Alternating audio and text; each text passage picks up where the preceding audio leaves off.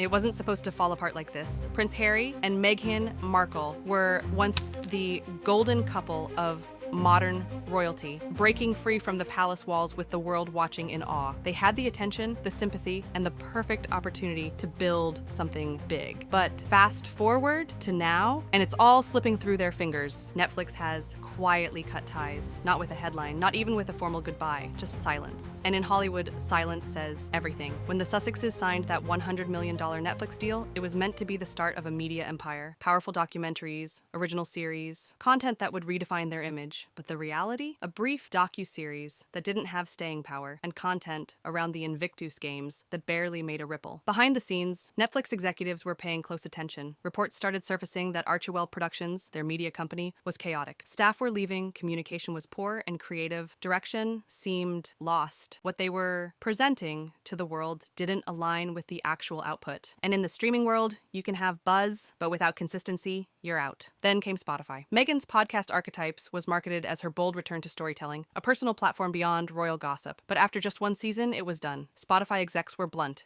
It didn't meet expectations. One failed project is a bump, two is a red flag. Now, the couple is reportedly in talks with Paramount Plus. But here's the thing. Paramount isn't chasing them. They've seen the pattern. They know this isn't just about fame anymore. It's about trust. Can Harry and Meghan deliver content that actually connects? Because truth is, they had an edge. When they left the royal family, they controlled the narrative, a rare advantage in the public eye. But somewhere along the way, the messaging got muddled. The stories felt surface level. The audience noticed. Hollywood noticed. You can't build an empire on headlines alone. Now, Meghan is rumored to be pitching lifestyle shows again. Unscripted content. Maybe even a podcast reboot. But pitching from a place of desperation, that rarely ends well. And according to a recent leak, Netflix has officially canceled any plans for a second season of their docuseries, with no statement, no press release, not even a polite thank you. That's not a pause, that's a full stop. For a couple that built their brand on image control, this kind of silent rejection is a major blow. Meghan, especially, has always been strategic. Every interview, every appearance, carefully curated. But this time, there's no spin. The silence is the story. And the industry is paying attention. Once their names guaranteed buzz. Now, producers see risk. Two of the biggest streaming platforms have walked away. That's not coincidence. That's a trend. And Paramount, they're not jumping in. They're weighing the risk with one foot already out the door. Insiders say Meghan is actively pitching again, returning to influencer-style content reminiscent of her pre-royal days. But the market has changed. The audience wants something raw, real, not polished PR packaged as personal truth, and